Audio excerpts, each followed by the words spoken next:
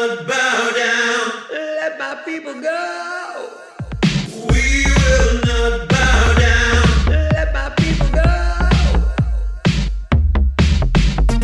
We will not bow down. Let my people go. We will not bow down. Let my people go. We will not bow down. Hello and welcome to episode 35 of the Croydon Constitutionalist podcast, bringing classical liberalism to South London and beyond via our YouTube channel and wherever you get your podcasts. My name is Dan Heaton and my partner in podcasting today is Mike Swadling, the co-founder of the Croydon Constitutionalists. Mike, how you doing? Pubs are open tomorrow, Dan. That's the big news. That's how I'm doing. How about yourself? I am also looking forward to the pubs being open. Time will tell how enjoyable they are in the brave new world, but yes, I am also looking forward Very to true. said public houses opening too. Well, I'm delighted to say that we are also joined today by Dr. Lee Jones. Lee is a reader in international politics at Queen Mary, University of London, and he's also the founder of the Full Brexit, a group committed to seizing the historic opportunity Brexit offers for restoring popular sovereignty, repairing democracy, and renewing our economy. Lee, how you doing? I'm not too bad. It's good to be with you. How's the lockdowns treated you? Well, I mean, I'm fine, basically. I live in a relatively spacious flat and can work from home more or less easily. Thankfully, I don't have any children. So it's not been too bad for me. I mean, it's a bit tedious, but a lot of people have it a lot worse, I think. They do indeed. Well, Mike, what have we got to discuss today? So at the risk of sounding slightly one-dimensional, we're talking about COVID and the pubs opening, among other things. We're talking about Brexit and the immigration bills passed and some of the other things that are going on. Boris's New Deal, some thoughts on that. The situation on Hong Kong and the offer made to British nationals overseas. And, of course, an interview with Lee. Excellent. Well, yes, the COVID crisis, it feels like it's almost over. I say almost. The pubs are reopening very, very shortly, unless you live in Leicester, apparently, where they've had a further outbreak.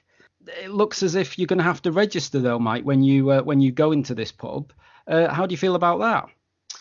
Resentful, to be brutally honest. I'm quite pleased the pubs are open. I would be spitting bullets if I lived in Leicester.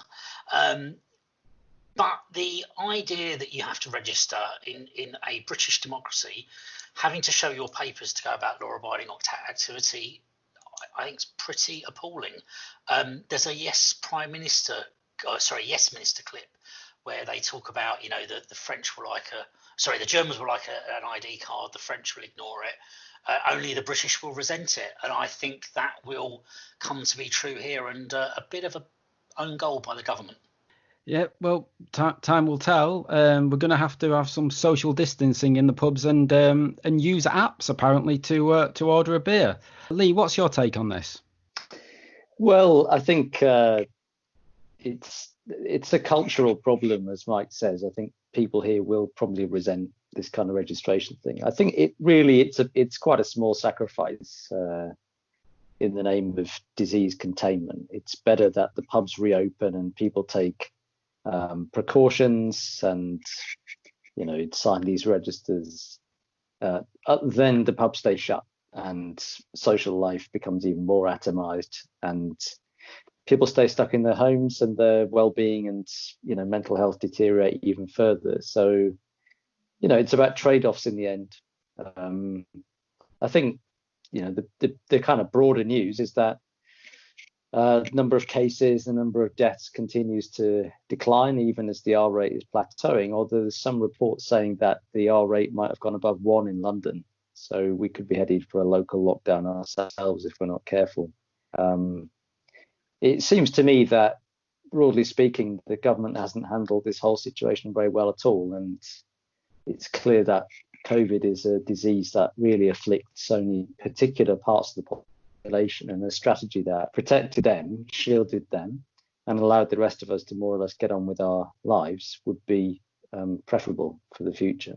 But that doesn't seem to be on the cards. It seems we're going for this blanket restriction, even if it's targeted at a particular city, which I don't think is particularly rational. So do you think, I mean, obviously hindsight's a wonderful thing, but do you think that we should have gone with let's say, shielding the care homes and let pretty much everybody else, unless they had a particular condition, basically develop herd immunity? Well, I think it was obvious by the time we went into lockdown that COVID was a disease that was striking down particular kinds of people, elderly people, and people with underlying health conditions. And that was already clear in the data from China and from other European countries. So it's not just about hindsight. I think if we'd been more bold and if the government had been willing to face down public opinion more, not panicked into a total lockdown, then I think we could have had this calibrated policy from the beginning. And certainly, if you were to single out one big policy failure of this whole crisis, you would have to say it was the decision to discharge 25,000 elderly patients from hospitals into care homes, which seeded the disease in the most vulnerable part of the population. And of course, 55% of the excess deaths have been in care homes. So the death toll would have been much lower if we hadn't done that, if we had protected the people that really needed protecting. It's a colossal failure. And that failure is replicated in lots of other countries. I mean, replicated in Sweden, for example, where they didn't lock down, and that accounts for a very large proportion of their deaths. If they'd managed to shield their care homes, then they would have got by, I think, with a much less damage to their economy and a lower death toll than they've come through with. It's interesting, and I agree really pretty much with everything Lee said there. What particularly struck me in this now, and as we are about to enter week 14, although it's fair to say it won't be as locked down, I have enormous sympathy for the initial decision to lock down when faced with not being quite sure what's coming at you, and there was evidence, and Sweden went a different way, for instance. But I can understand why you did that. That accounts for your 3 weeks. Boris was in hospital. Maybe I'll give them the 6 weeks, but they've not learned anything in the last. It's like they've not learned anything since that start point. And the fact that there's still really no nuance other than we have a lockdown everywhere, or we have a lockdown. We've now got into the idea that we can have a lockdown in a geographical region. There's no nuance beyond that. Is just a failure to adapt, which is the government, it's the mechanisms of government, it's the ministries. There's a whole series of things that aren't prepared to adapt to the crisis as it's unfolded. Yeah, I mean, I think that is true. I've been looking at the government strategy documents and the minutes of the scientific advisory group on emergencies and so on. And it's quite clear that at the beginning of the pandemic, the government was basically following the strategy that had been mapped out by previous governments, first in 2005 and then in 2011. And it basically went by the book. And that was the advice that they were getting from the scientific experts at the time as well, that lockdown wouldn't be effective, airport screening wouldn't be effective, banning flights wouldn't be effective, and so on. So, when the government was saying we're being guided by the science, it really was true. I mean, people didn't believe them, but actually it's true. And they were also being guided by a strategy on influenza pandemics, which was also guided by the science.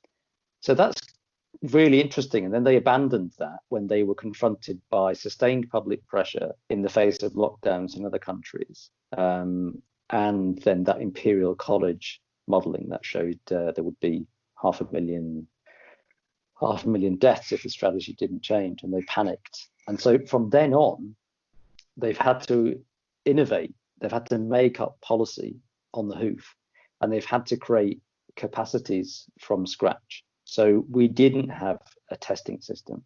The testing system in mid-March could only test 5 cases a day. That's how pathetic it was.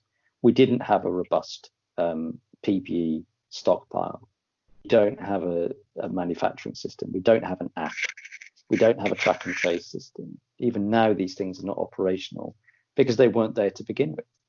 So it's very difficult to innovate policy responses and create new state capacities from scratch overnight. So it's just a very difficult thing to do.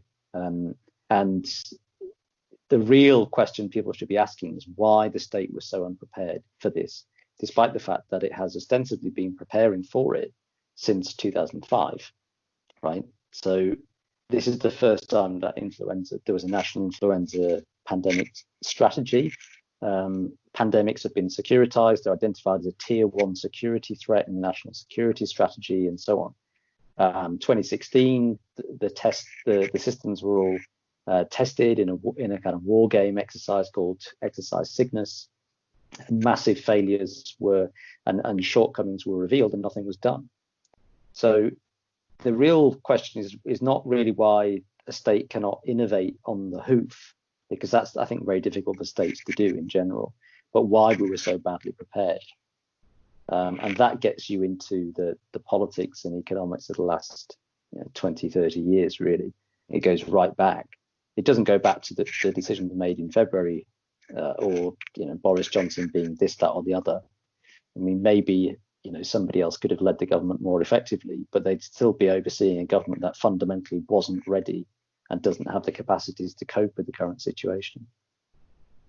Well, no doubt there'll be an inquiry into the way that the government handle things, and no doubt that will cost a lot of money and take a lot of time, but hopefully some good will come out of it, and we can learn some lessons, and hopefully those lessons will actually be put into practice. Because I'm hoping that there'll be a review before the autumn, like the heads of the medical colleges are calling for, so that it won't be a comprehensive inquiry, but it will just check to make sure that we have got enough things ready just in case there is a second wave in the autumn winter, which we don't know whether there will be. It's not for certain. Coronavirus pandemics sometimes do and they sometimes don't. But I think it would be helpful to have a review to make sure that we're as well prepared as we can be. But there will need to be an inquiry into this, whether it will really get to the deep-seated causes of this problem rather than think of it in a technical way. I'm not so sure. Indeed. Well, we'll see what happens over the next few months, but certainly looking forward to getting into a pub in the not too distant future. Well, one of our favourite subjects on the podcast, of course, is Brexit. We're now into July. We are past the apparent point of no return. There will not be a Brexit extension. And indeed, in the past week, the immigration bill has passed the House of Commons. We wait to see what the House of Lords does with it. But the immigration bill will stop the free movement from the European Union and paves the way for a points-based immigration system. Mike, sounds okay to me, as long as the House of Lords doesn't mess with it. Yeah, very much so. Great that we have passed this point of no return, although I seem to remember passing other points of no return and returning from them. So I'm not going to be happy until we're actually out and fully out. Immigration bill, yeah, very important. It was a massive factor in Brexit. Let's be honest, it wasn't the only factor, but it was a very major factor. Free movement has, I think, hurt some of the poorest communities the worst. And it's something that people want. It's democratically popular that we change things, and it's not an end to immigration by any means. It's a point-based system that's very popular with the people, that's been voted for, and that's a freer, better way of doing things that allows us to open our doors to the people we want and need, rather than just be open in generally. Yeah, good so far. We'll see where it goes next. Indeed, and we'll perhaps come on later to some immigration questions in general in relation to a specific part of the world. But yes, the immigration bill passed in the House of Commons, but Labour voted against it, and Diane Abbott described it as institutionally racist. Now, from my point of view, the system we had, in terms of, you can look at it from a racial perspective, it was providing preferential treatment to a continent that is predominantly white, whereas the points-based immigration system, which says, we want the best and the brightest from anywhere in the world, seems less racist to me. I don't know what you think about that, Lee. Well, indeed, I think that's very true, and that's always been one of my arguments about free movement in the EU. And it was also one of the reasons why I think around a third of ethnic minority citizens in the UK voted to leave, because they felt, one of the reasons was they felt this immigration regime was discriminatory. People, for example, who maybe have relatives in Commonwealth countries or in African countries, let's say, who would like to bring their family over, they couldn't do that because although immigration became more and more of a hot button issue, we couldn't control immigration from the EU. So if there was an attempt to bear down on immigration, the bearing down all came on non-EU, which, as you say, that has a racial component to it. So, this system actually, in terms of its racial effects, should be less racist than the system that it's replacing. I mean, there are problems with the bill that haven't been addressed, like the issues of unaccompanied child refugees, reuniting families, and there's been no attempt to regulate the length of immigration detention, which I think is really problematic. But it's hard to see how institutional racism is really the problem with this bill.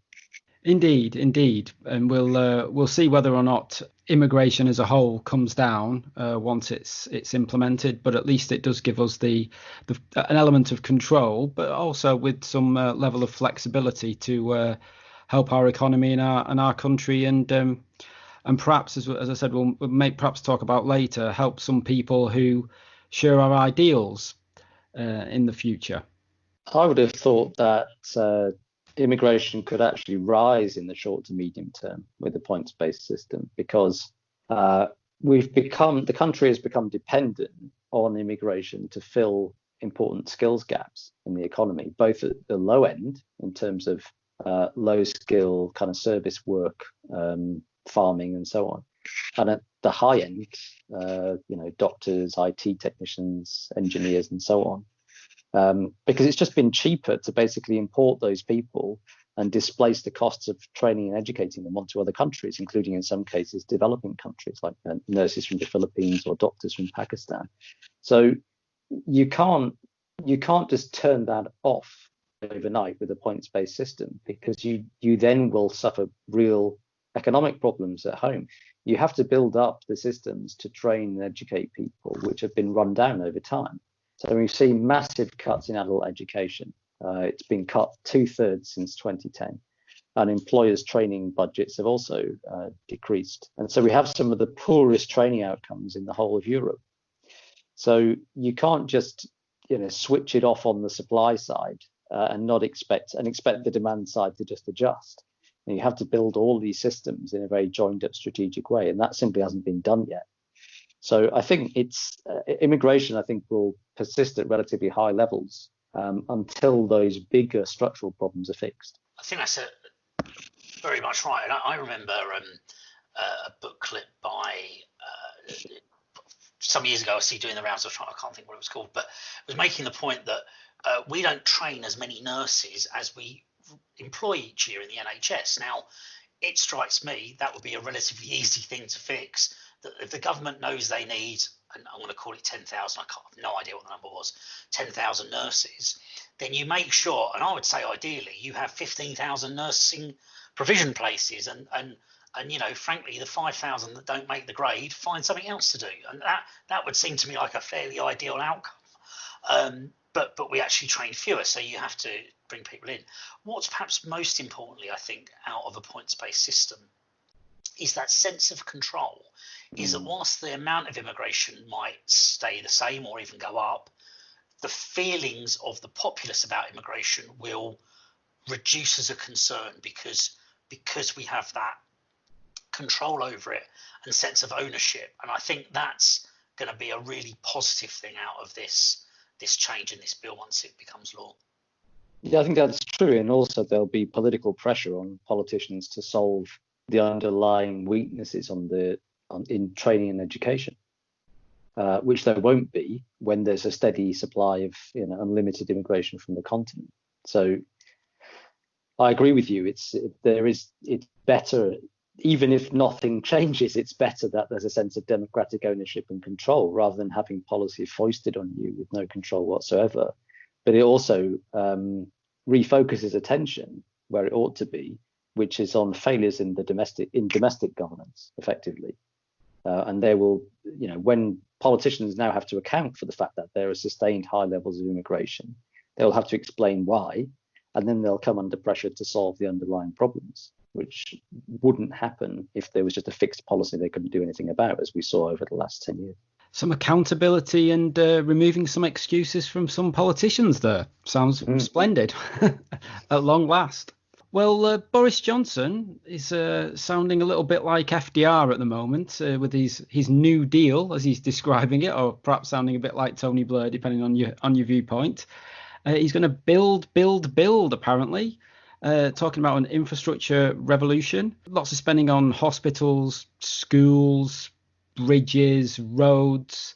He was talking about this in Dudley this week with a keynote speech. Not entirely sure how many of the announcements he made were new, but I think perhaps it's just a question of relaunching his premiership after obviously it being sideswiped by COVID. That said, some of the highlights have been talking about the spending that's going to take place. But I notice there's going to be a bit of a deregulation when it comes to building of properties. Mike, what have you made of Boris's New Deal? And I guess Lee might disagree on this front, which is great. But my view is government-backed infrastructure projects aren't really the right way to revive the economy. We need to cut regulation, I think, is important, but cut taxes, encourage the private sector to get moving, and encourage private sector investment rather than government-directed investment. But either way, I do feel to recover out of COVID, we ought to do something. I'm not sure this New Deal done very much at all. It's a bunch of repackaged proposals, predominantly, from what I can see. So it was kind of a bit of nothing wrapped up well, I felt. Ironically, for me, probably the one area I'd like to see not less, but possibly a bit more regulation is in house building. In Croydon, we see a lot of flats going up. Fine, great. Not sure about the sustainability of them for families in the long term. We see lots of flats going up in areas that were previously low form housing areas. We see every little bit of green space being sold off and built on. I'd like, if the government wants to do something around building, let's build some new towns. Let's create some new environments. Let's create some nice environments and stop trying to squeeze more and more people into the same space. It was what it was, but I'm struggling to get excited by it. Yeah, Lee, what do you make of Boris's pump priming? I think was the expression that FDR used. I think the New Deal stuff, I think, is ideologically interesting, and Michael Gove gave a Ditchley lecture this week, and it's long, but it's worth googling and looking at it to get a sense of what the ideological drift of this new government is, and it chimes very much with the piece that I wrote at Christmas and published in January on the full Brexit website about how the Tories would rule. And the case that I made there was that this isn't a Thatcherite government. The people thinking that this is going to be some hard right or even far right Thatcherite government, they just didn't understand the way the Tory party had reinvented itself over the past few years because of the problems around Brexit. That it was going to be a much more interventionist government that was much more comfortable with state intervention in the economy and didn't just want to leave everything to the market.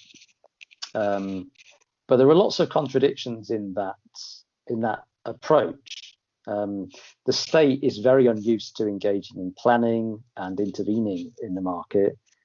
Politicians and officials really don't have the vision to really understand or project, where we're going to go in the future. And the Tories are still wedded to a certain extent to fiscal conservatism.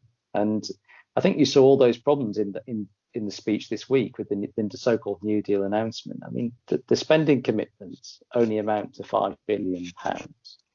So if you spent all of that in 1 year, which won't happen, it'll be spread over multiple years. But if you did, it would be less than a quarter of 1% of GDP. The New Deal in the United States under Franklin Delano Roosevelt, which is explicitly referenced many times in Gove's speech and also by Boris Johnson himself, that amounted to between 5 and 7% of GDP per year.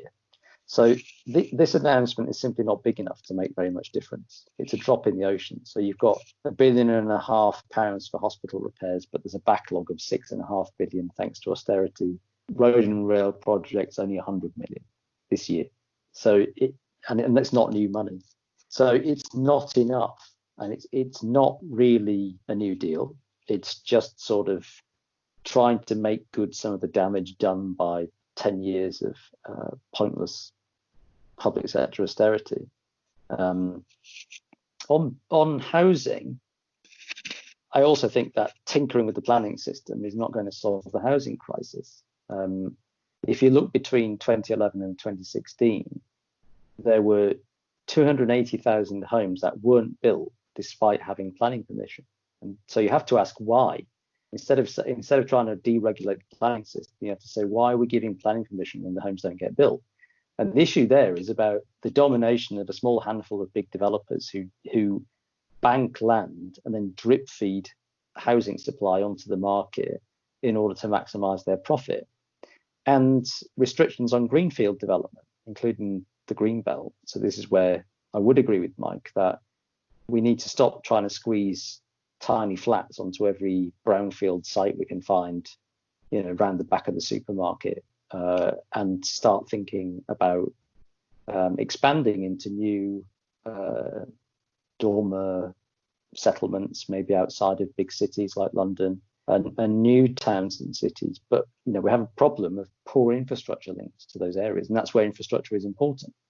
And if we are going to build London outwards rather than upwards, then we'll need rail links, rapid rail links to those areas. And really thinking big and really thinking in terms of a new deal, we'll be thinking in those terms, and we'll be thinking in terms of industrial planning as well.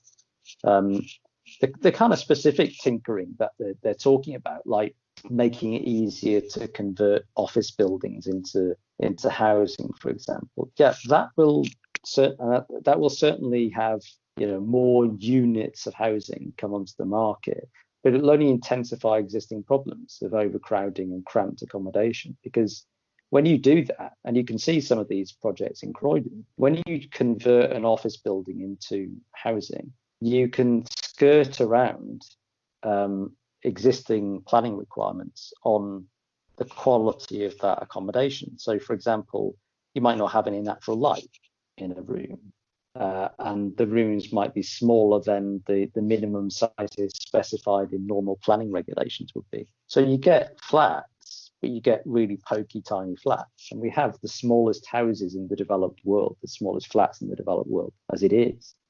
So, these things are not going to solve the fundamental problems in the housing crisis that we have in this country. I think it's not going to happen fundamentally until the state gets back involved in house building. We've had decades of relying on the private sector that just hasn't delivered. I know you said there about you need the infrastructure of, say, rapid rail links to the dormer towns, say on the outskirts of London, and those sort of garden cities that Mike mentioned. Because one interesting thing coming out of the COVID crisis is maybe we don't need that so much anymore because you can all work from home. It's just beg the question about HS2. I think that I mean, I don't want to get into HS2 because I think that's a very contested project, and I don't know enough about the specifics of it. And some people say it's just a waste of time. Maybe it is.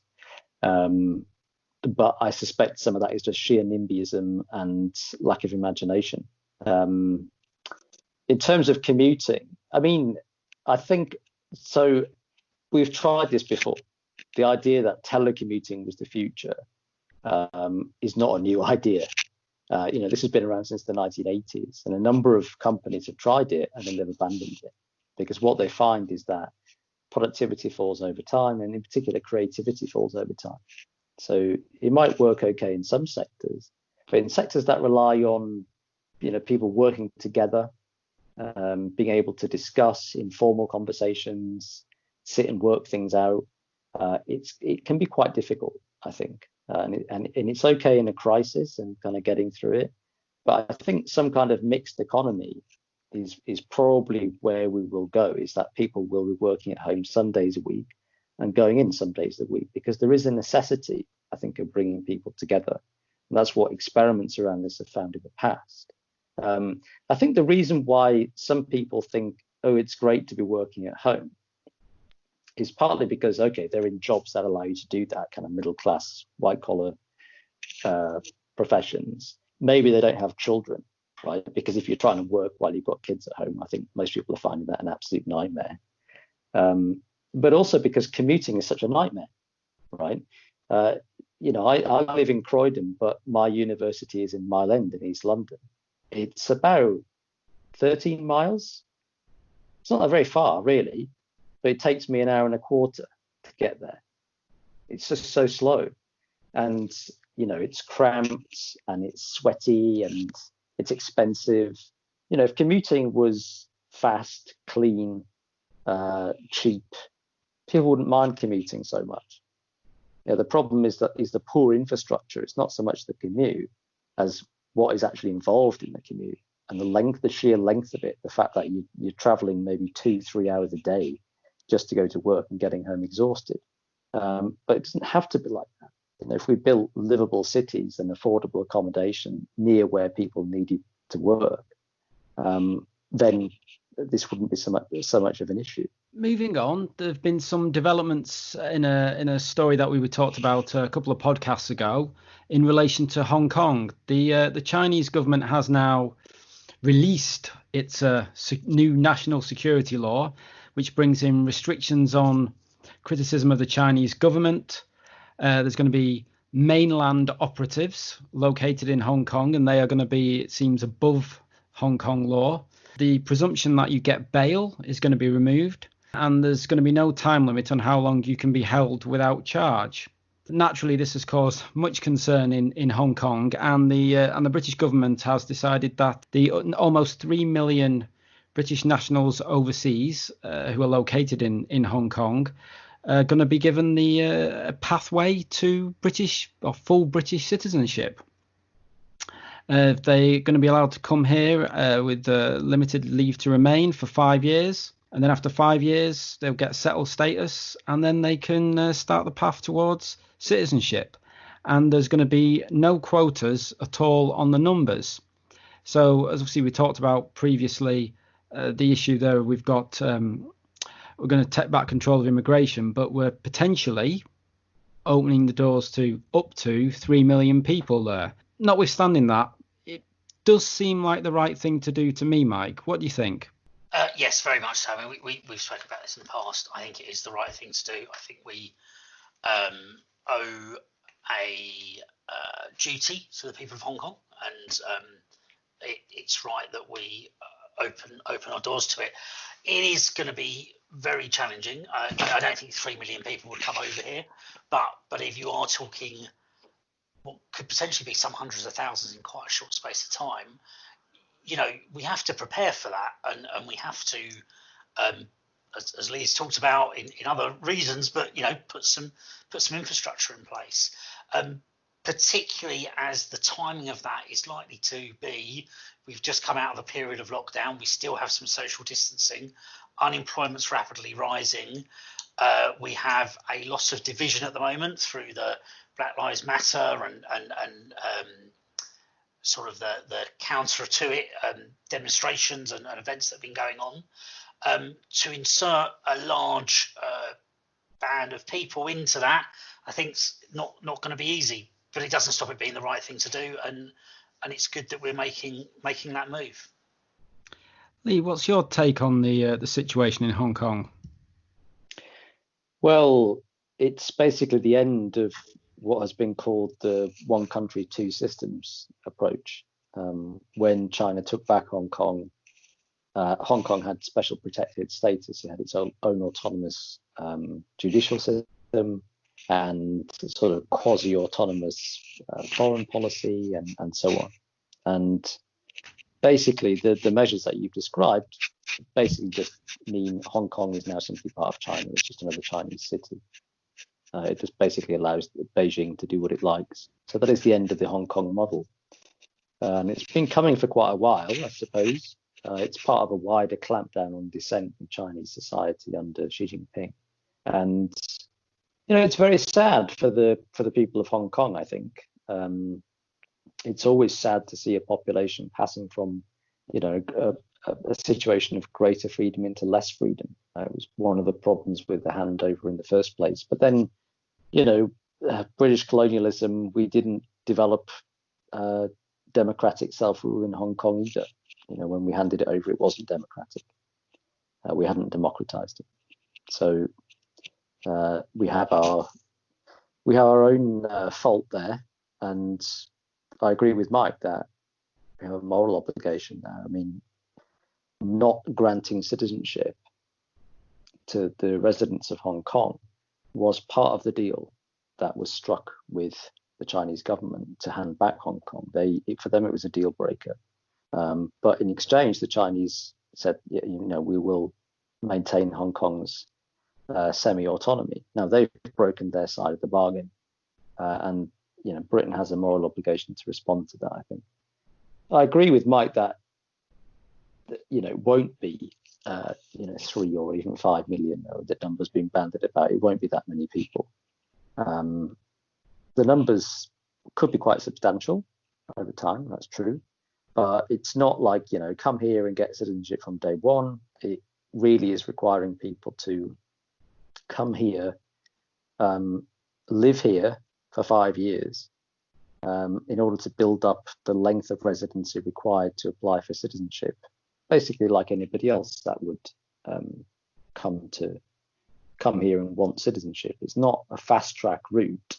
And so people have to really be committed to leaving. It's not, if it was the other way around, you would see people applying for citizenship and then keeping that in their back pocket in case things get really bad, and then they would come. So this is, people. The only people that will take advantage of it are people that find life in Hong Kong intolerable and really want to come to Britain and make a new life for themselves. And I think the number of people doing that will be relatively small overall.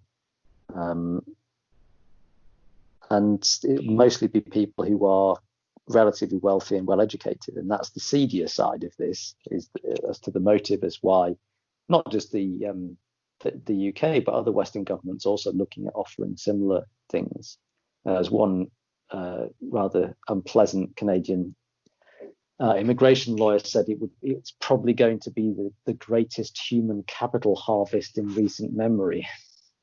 Yeah, because it's quite possible. Obviously, other sort of Commonwealth nations and Australia, New Zealand, and Canada could well be interested in getting the more educated and affluent people moving there, as you say, especially if they are perceived to not be, refugees in the perhaps traditional sense, but people that can really bring something almost immediately to the country because they're quite cashed up rather than being poor.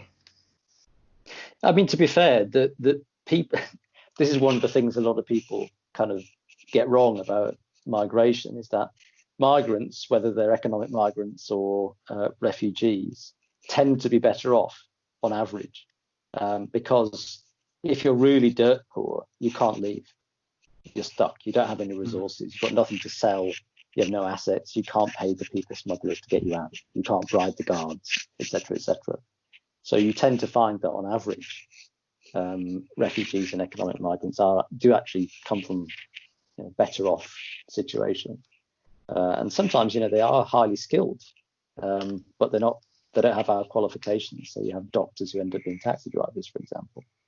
So a slight corrective, but yes, the people coming from Hong Kong are not the same as people coming from Syria, in terms of their level of wealth and education and the help that they'll need on arrival, obviously. So that's the cynical side of this decision. I think it's not the same as just opening our doors to people who are arguably suffering a lot more, like, for example, people in Xinjiang in Western China who are being forced into concentration camps in large numbers, in some cases undergoing forced sterilization. I mean, that's a much worse situation than what's happening in Hong Kong, bad as that is. But the British government wouldn't open its doors to Uyghur Muslims in the same way. Well, Mike, you've got a few questions for Lee now. I have indeed. So, Lee, thank you once again for joining. It's been fascinating talking to you so far. A few questions just to perhaps introduce you to our listeners a bit more. So you first came to our attention as founder of the Full Brexit and as someone making the case for Lexit. What led you to start the Full Brexit, and can you summarise the case for Lexit? I've actually never used the term Lexit, and I don't describe myself as a Lexiteer, and I'll try and explain why. My opposition to the EU is on principle grounds. The EU is anti-democratic, not just non-democratic, it's anti-democratic. It shifts policy making from spheres of domestic public political contestation, like parliaments, into spaces of private interstate diplomacy, and it locks in policies and laws that can't be challenged or changed. Now, it just so happens that those policies are neoliberal, so they massively favour big business. They protect constitutionally the free movement of capital, goods, services, and labour, and that is contrary to what I want to see, which is democratic control over the economy. So I want to see the EU abolished. Now, Lexit was a term invented by Owen Jones, the Guardian journalist, who initially supported leaving the EU and then chickened out, and then spent 4 years calling leavers fascists because of his guilty conscience. And it's usually taken to mean Lexit is left exit from the EU. The implication, I think, is that leaving the EU would mean we'd automatically and definitely pursue a much more left-wing form of politics. So that is a tactical commitment. It says, let's leave the EU because it benefits my side, my political side, or let's not, vice versa, right? Now, from that perspective, that's why most of the left refused to back Brexit, because they thought it could only empower the right. They saw the EU as the defender of left-wing policies that the Tories would just trash given half the chance. Now, I disagree with that in 2 or 3 ways. That my commitment's principled, it's not tactical. I think it's right to increase democratic control over society, even if my side loses. And I'm on the left, I'm used to losing, right? Brexit was the first time I've been on the side of a democratic majority ever in my life. So it's a principal commitment to democracy. Like, yes, I hope that I can win people over to my way of seeing the world, but if I don't, that's my fault. I can't rely on some non-democratic institution to lock in my preferences against the will of the majority of people. The second reason I disagreed with it was that it's a self-fulfilling prophecy. If the left doesn't champion the cause of democracy and self-determination, then it falls to the right to do it. And then, of course, the right will benefit. So it seems to me fairly obvious now that if the left had picked up the mantle of Brexit in 2016, when the Tory party was completely divided, falling on its sword, total chaos, and it was very weak for years. If Corbyn had stuck to his principles, I think they could have really exploited Brexit and refashioned a new electoral coalition. And I think also it just gets the EU wrong.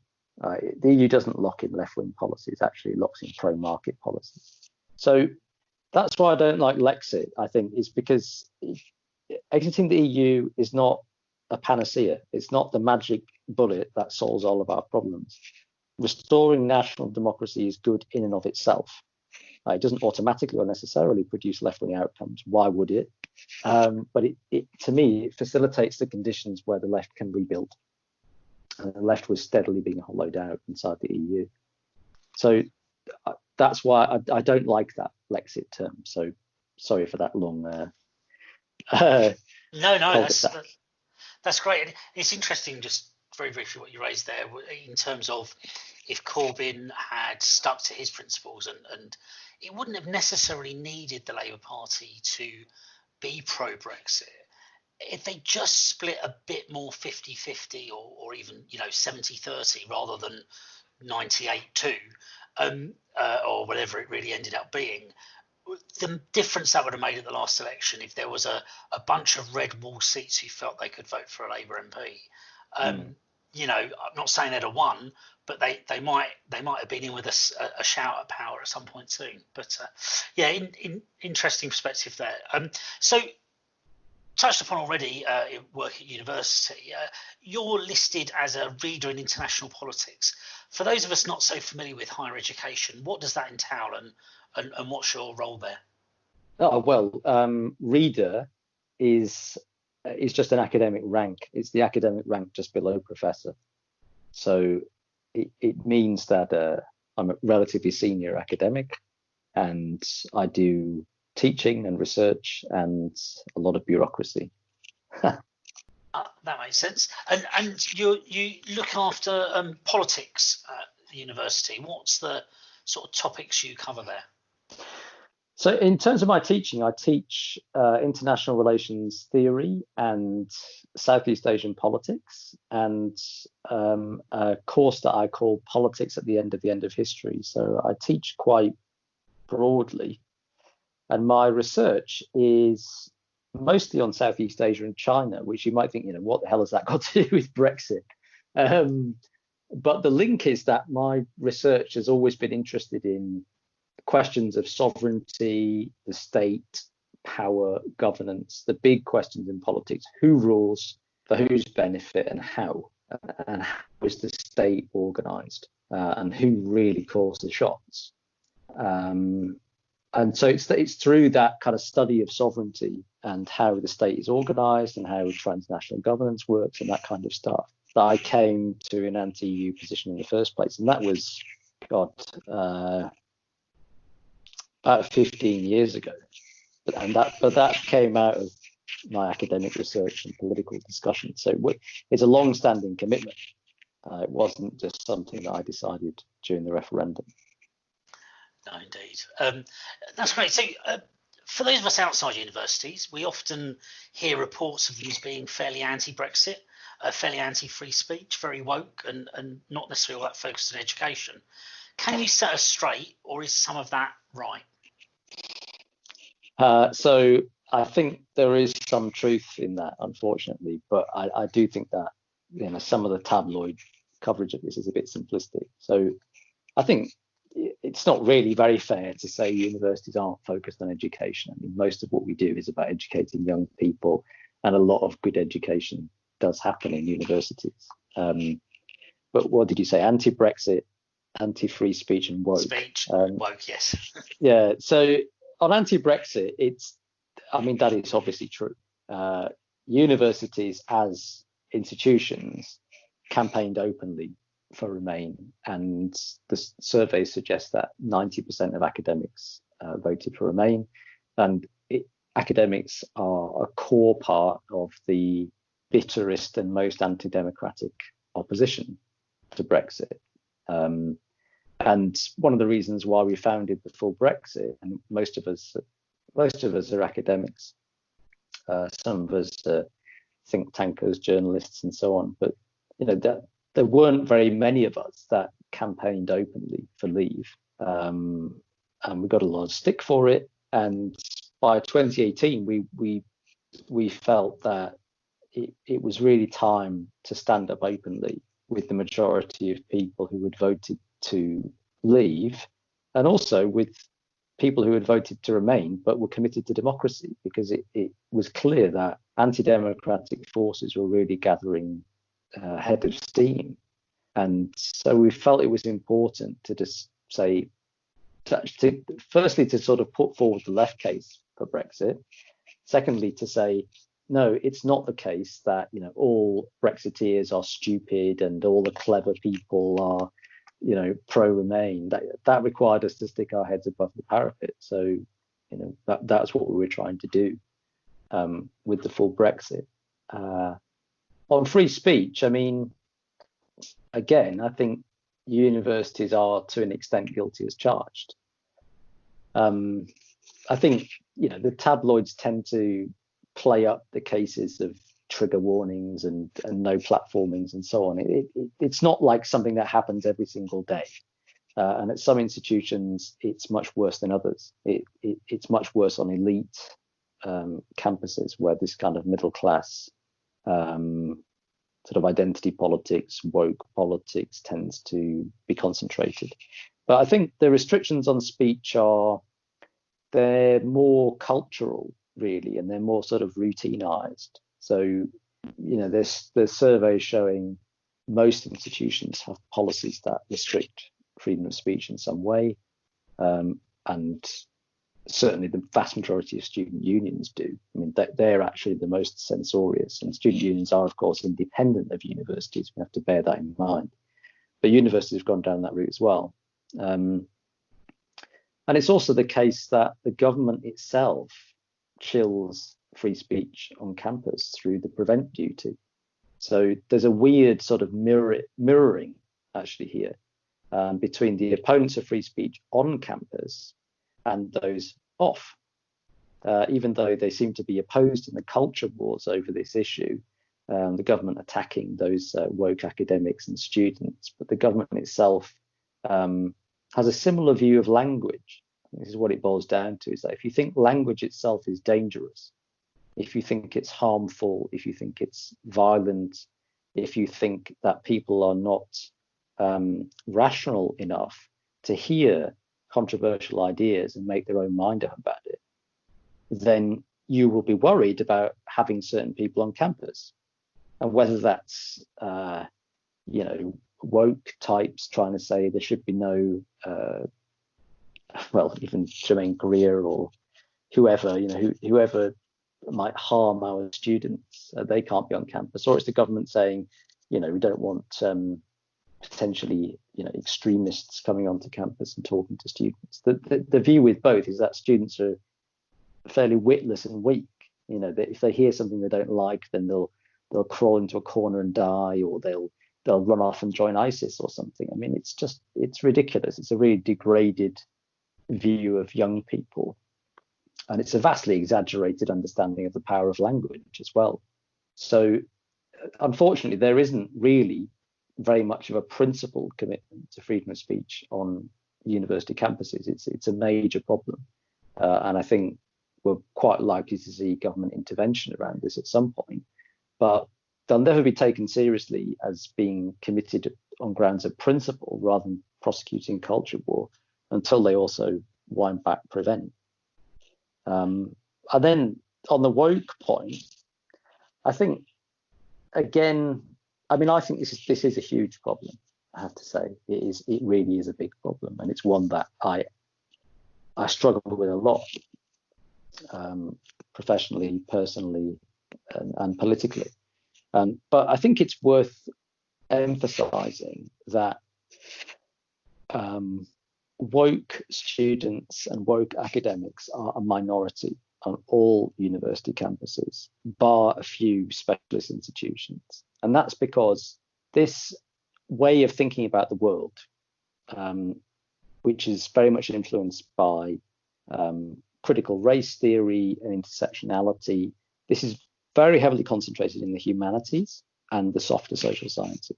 So it has really made very little negligible inroad into the hard sciences, because these ideas in many instances are just fundamentally irrational, and they just they completely clash with the basic precepts of science.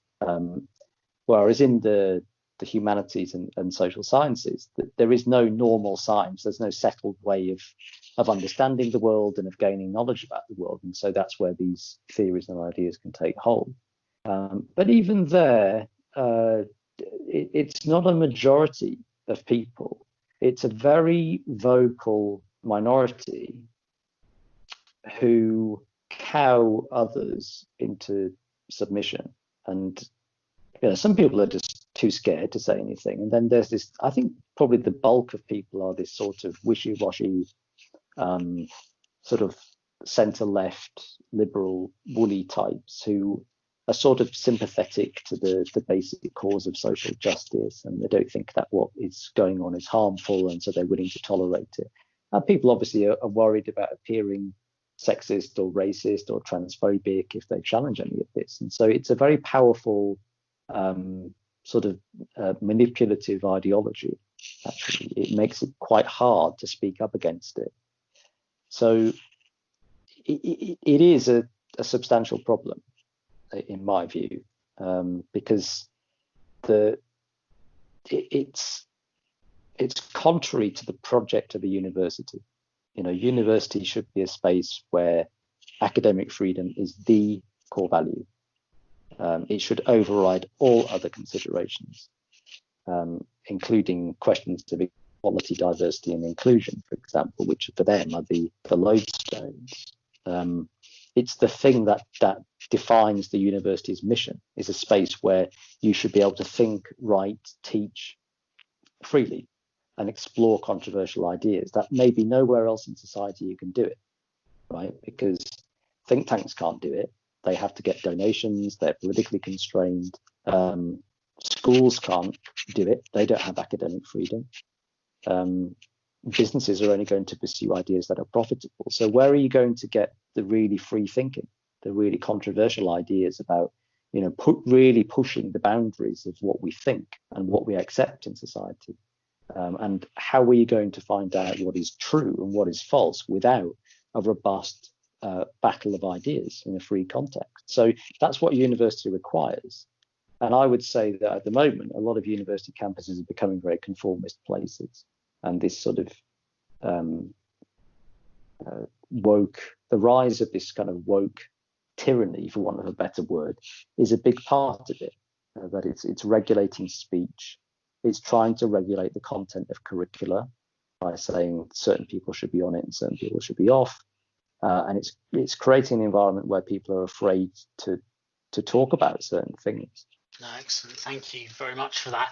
You talked about a number of challenges around the education sector there. I've seen you tweet about some of the concerns around funding and the job losses in other sectors. What more broadly, apart from perhaps the political side, what do you see as the main challenges and opportunities facing the higher education sector?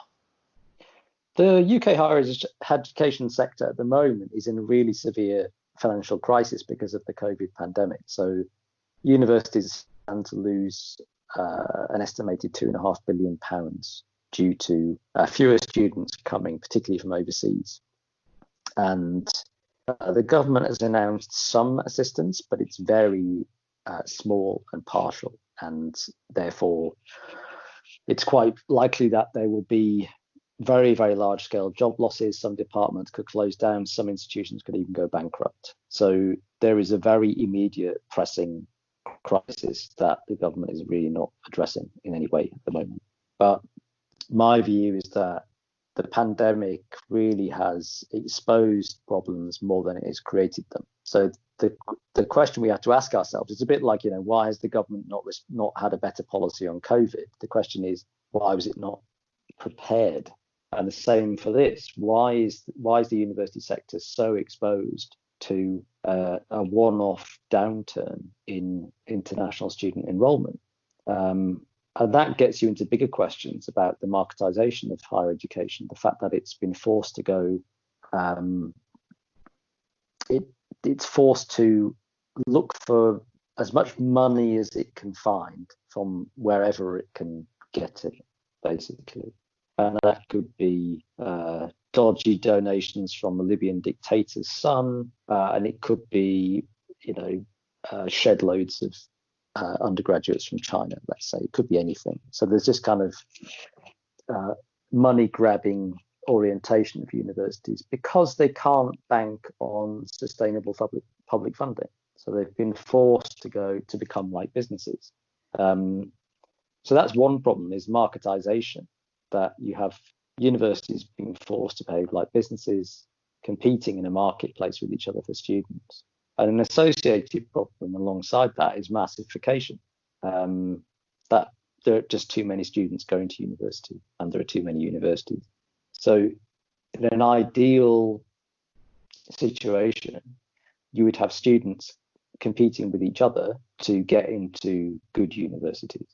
And so they would be forced to prove their excellence in order to get in. And then when they're there, they would be forced to meet exacting standards. Now it's the other way around. Universities have to compete to attract students. And that means that universities can't maintain their academic standards. They have to dumb down. They have to diminish standards. So it stands to reason, if you have half the population going to university in a context where secondary education in this country is not very good, then the standards of a degree have to fall.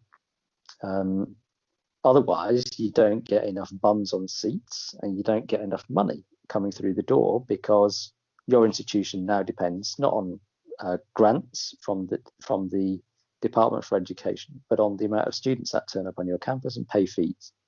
And that also leads to rampant grade inflation. So league tables now compare universities in this marketized environment on various metrics like student satisfaction and so-called value added, which is the difference between the grades that students come in with and the grades they leave with. And if you want to make students happy when they're coming in and spending a lot of money and buying a degree, then the easiest thing to do is to make sure they get a good mark. And if you want to make sure that you've got a high value added score, also give them a good mark. So this is why there's rampant grade inflation. And the whole shape of the university sector becomes determined by the consumption decisions of 18-year-olds, because the government doesn't say, let's have X number of chemistry departments and Y number of history places and so on and so forth. It's basically whatever 18-year-olds want to study, that's the demand, that's where the money is, and that's where universities provide. So you've had a massive expansion in soft subjects with very poor career prospects, to the point where now 20% of people who go to university are worse off than if they hadn't gone at all, while we still have really big skill shortages in key areas. And then another problem is the market itself and the regulation of that market. So lots of people think that the words free and market often go together, free market. Now, the truth is no such thing as a free market, because all markets need to be regulated. They all need rules, they all need standards, they all need protections, consumer protections, and so on. Now, there could be more or less regulation, but there's always some regulation. And to make something like higher education into a commodity that can be traded on a market, it's such a distortion of what education really is. There's enormous amounts of regulation. So we have a research excellence framework, we have a teaching excellence framework, we have a knowledge exchange framework, we have so many quangos and regulators. And this has created massive internal bureaucracies inside universities, really bloated bureaucracies that dominate our lives. And they make it miserable to work in a university, and they don't do anything to actually enhance teaching or research. And that's part of a wider problem of misallocation of resources. So you find that money is increasingly being spent on shiny buildings and marketing to attract students, to get bums on seats, to get the income, while the amount of money being spent on academic staff goes down. There are now more non-academic staff in universities than academic staff because of the bloat in bureaucracy and administration. And you see, as they've become more like private enterprises, you see the same problems that you see in the private sector being replicated in universities. So you get massive bloat at the top, overpaid vice chancellors and massively overpaid senior management teams who are basically inept. And then you get a sort of sports direct approach at the bottom with outsourcing. Obviously, you have things like security and cleaning and so on, but increasingly you have teaching itself. So teaching provision is outsourced to private companies, and staff become casualized. So since 1995, I think there's been a nearly 500% increase in the number of staff on casual contracts. And then those of us who are in the middle, who are fortunate enough to have continuing contracts, just get squeezed harder and harder all the time. So, working over 50 hours a week, more than 60% of people are reporting bullying in their organizations. Rates of mental and physical health complaints are rising. And there are surveys showing 40% of academics thinking of leaving the profession. So it is a system that is in crisis, but the crisis is not caused by COVID. It has precipitated a crisis out of underlying conditions where the system was already creaking and on the brink of, not quite on the brink of collapse, but certainly not sustainable, fueled by a massive bubble around over-recruitment and overseas recruitment and unsustainable expansion and money being wasted left, right and centre. So this system's in a very poor shape, to be honest with you. And my worry at the moment is that the government doesn't have the vision to step in and restructure the higher education system to put it back on a stable footing. It will just sort of, apply a few sticking plasters and allow some institutions to go to the wall. No, excellent. Thank you for that. And that's really interesting background. Something certainly a sector I don't know a huge amount about, but very, very important for our country. Lastly, you're a Croydon resident, and just wonder whether you've got any thoughts on Croydon politics. Well, I'm quite interested to talk to you guys about this actually, because I know that you are big fans of the Taxpayers Alliance, and you're often very critical of Croydon Council and its tax rates. And so I'm a bit curious about that. It strikes me that in local government is subject to many of the same problems as universities, with a lot of bloat and excessive salaries at the top and so on. But I've also seen that in the last 10 years, central government funding for local councils has fallen 60%, even as the responsibilities given to local councils has increased. And that includes, for example, public health, which is very relevant to this present moment, where since public health was delegated to councils, there's been £700 million cut in the public health budgets. So, I'm quite curious as to find out more about your views on this, actually, why, in the context of the cuts that have come through austerity and the needs of a borough like Croydon, which, really is quite deprived, why you go for that. And then, I know I'm turning the questions back on you here, but I am genuinely curious. You're also really in favour of an elected mayor. And when I first moved to London, I lived in Hackney, which had an elected mayor. And so I've seen how that works. And I don't quite see the logic why you think that would improve things here. So can I bounce it back to you and you can tell me what you think? Yeah, certainly. I'll start with the elected mayor. So I'll declare an interest here. I'm on the committee for democratic elected mayor of Croydon. And it is solving a Croydon problem, I think, the elected mayor, from my perspective. And the Croydon problem is simply that we have a entirely north-south divided borough with a few wards up for play for elections, and a general perception that and it has swung from time to time. At the moment, it's pretty Labour, but it has been fairly conservative and swung back before.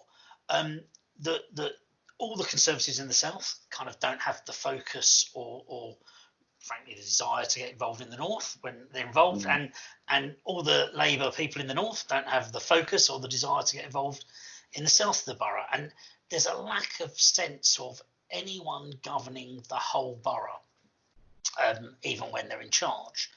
And an elected mayor will have to win votes everywhere, and that democratic accountability to need to have a foothold everywhere in the borough. I think is going to be it's mainly what's got me involved in it. I think it's an important change to what we have today. And today, the two Addiscombes, Wadden and New Addington, if you don't live in one of them, you'll be lucky if you see any canvassers come election time, because that's where all the focus is. And you will see council policies, no doubt, focused on those areas. And that's not really great for the borough. There should be something a bit wider focus. In terms of the spend, I mean, in my ideal world, councils and regional and local governments would both be accountable for the money they raise and the money they spend. And then, you know, if you make the case for more spend, and, you know, new infrastructure, new services, whatever it might be, and people want that and they pay the taxes for it, fine, that's democracy. And if you don't make the case for it, and, you know, make the case for fewer services and less spend, and people keep their own money, then that happens. And that's kind of the ideal world. We don't quite exist in that. I guess I'm slightly skeptical about the notion of a council that's strapped for cash, that has lots of highly paid staff, quite a lot of bonuses for councillors who are in part-time roles, or bonuses is the wrong word, allowances for councillors in part-time roles. And my favourites are the Cultural Growth Fund, £10,000 for defecating on a stage, huge amount of money for Box Park, and Croydon Pride started at 30 grand, is now up to 60 grand, I think, the last time we looked at, it might be just shy of that. Great event, love going to it, but frankly, if you want a beer in a park at the weekend, I don't see why others should have to pay for it. I don't see why people should subsidise my weekend, and I don't think that's, you know, a little bit of seed money to get something going is different from basically funding the event, which is what Croydon Council does. That doesn't strike me as the actions of a council that's financially challenged. And indeed, what we've seen from the council now is they are financially challenged, and it's been all feast so far, and I fear we're about to go into some famine. I don't know, Dan, whether you've got anything you wanted to add to this. Well, I think Croydon Council is interesting because it has been spending money and in some interesting areas, not just the obvious ones that Mike's mentioned, but of course it's got into the business of buying hotels and shopping precincts. So it bought the Colonnades and it bought the Park Hill Hotel. Those are not investments that are going to make you much money at the moment. So they are in serious bother. And of course, you know, the chief executive is paid an extraordinary amount of money, and yet is failing. We've seen massive overspend and on the Fairfield halls, and of course, and to be fair, the Conservative administration before the Labour administration came in, was it about 6 years ago? I think Labour came in, and the Conservatives had been in for a couple of terms before then. But they've staked so much of the town's future on the Westfield development, and that's not come to fruition. And yet none of them seem to want to move away from that, or to, you know, be any more flexible on it, or adapt to the changing situation, of course, just in general in terms of retail. They're just sticking to it. Meanwhile, the whole town centre has just gone to absolute ruin, because why would you invest in your shop if you're going to have to move out of it anyway, because they're building a new mall, but year after year it doesn't happen. So I think there's a great deal of dissatisfaction amongst people in Croydon in relation to the council, whether that's the Labour council or the previous Conservative administration, but certainly the administration of this council has not been very good for some time.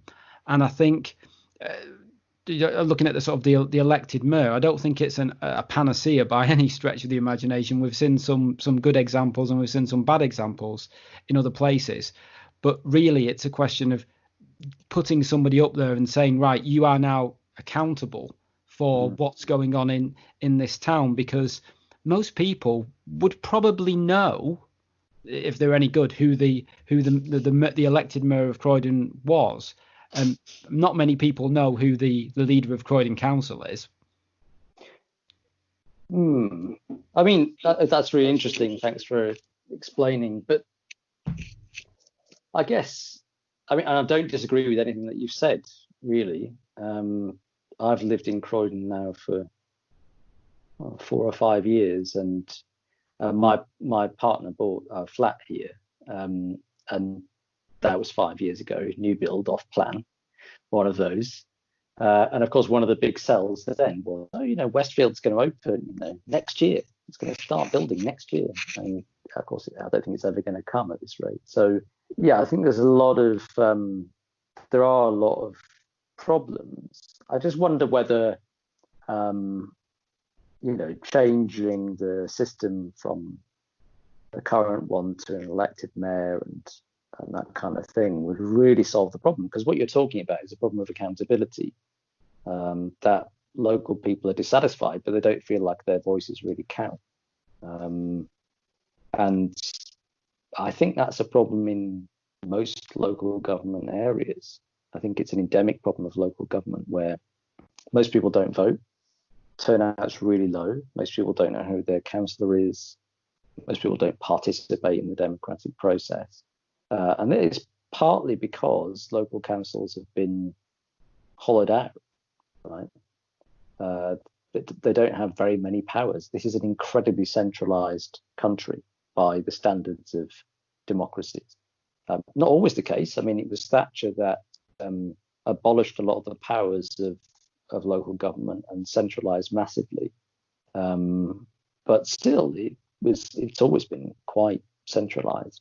So, I mean, I would favour a system of decentralisation, decentralise everything you can to the lowest possible level, subsidiarity, real subsidiarity, not EU subsidiarity, and really democratise decision making, so that more people are directly involved in, for example, deciding budgets and planning decisions and setting priorities for the borough and things like that on an ongoing basis, more participatory model of democracy rather than just an electoral model where you just go out and cast your vote once every 4 years or however many years it is, and then forget about it and allow people to do everything for you.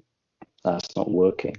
But that would require a real sea change. I don't have beyond that kind of general point, I don't have that much experience of Croydon politics, but I did get some recently because I was involved in setting up the Croydon COVID-19 mutual aid group.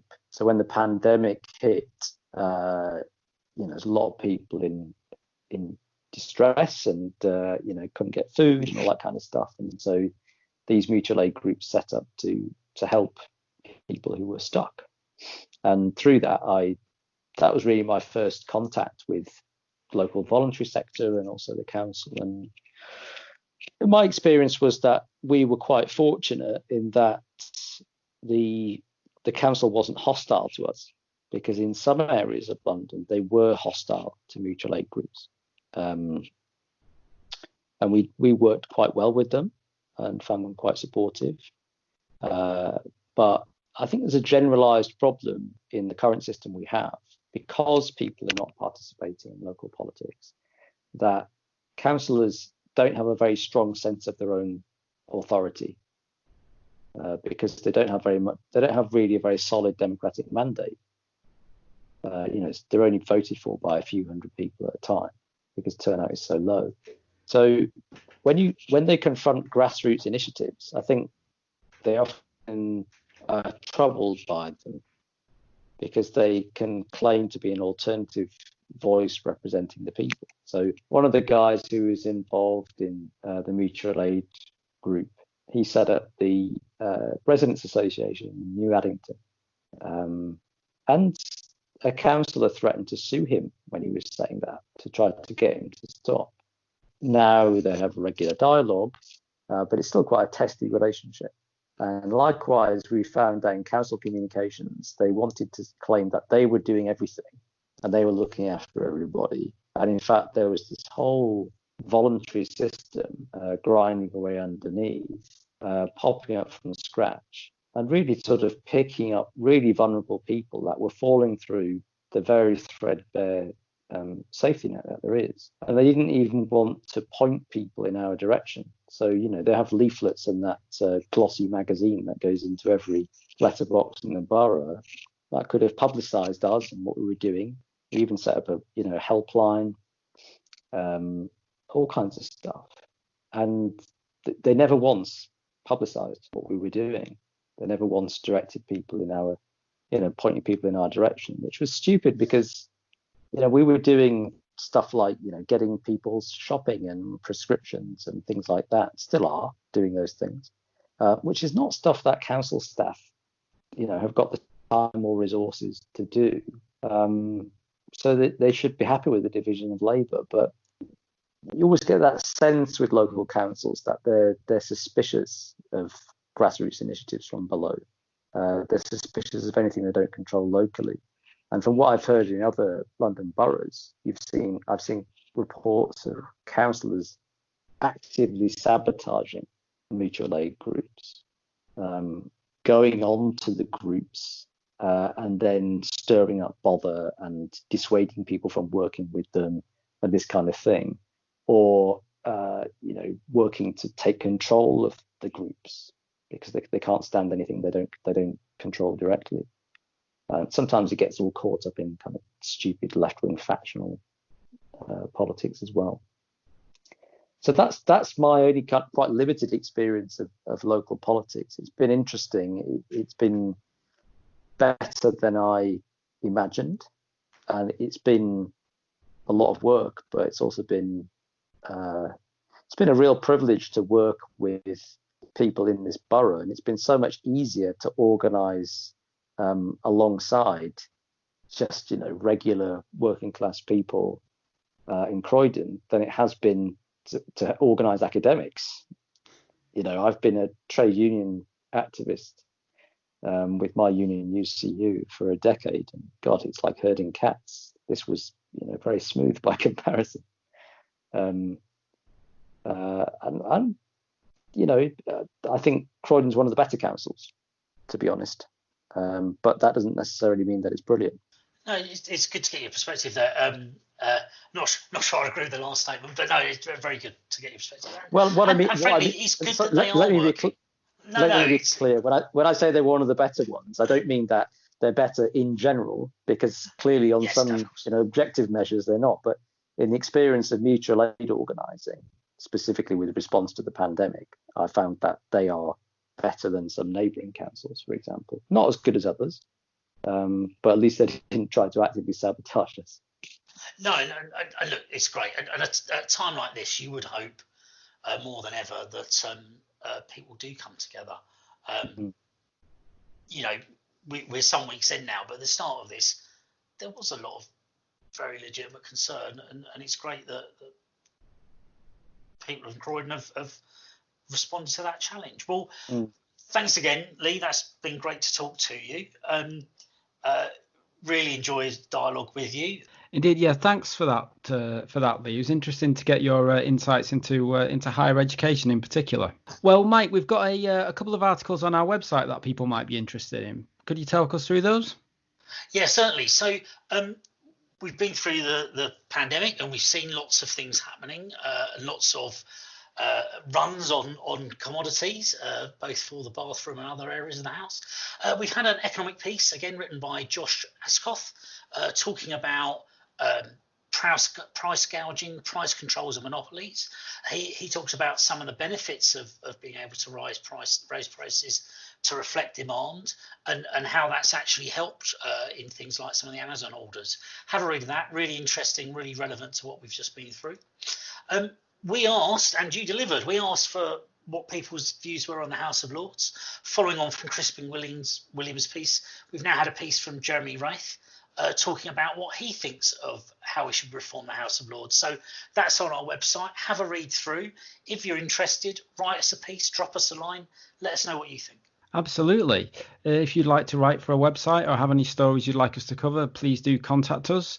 You can do so via the Twitter at Croydon Const, via our Facebook page, via our website, croydonconstitutionalist.uk, or via email, croydonconstitutionalists@gmail.com. Well, do please make sure to subscribe to the podcast and the pubcast, which we will hopefully be able to go to a pub soon, and we'll do another pubcast. And do please subscribe to the YouTube channel, where hopefully we'll have some audio and even some video possibly from some events that we'll be able to do, fingers crossed, later in the year.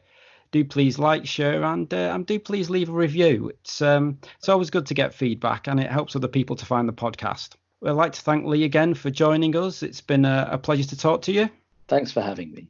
And finally, thank you to all of you for listening. Until next time, it's goodbye from me. And it's goodbye from me. Stay safe, everybody, and enjoy the pub.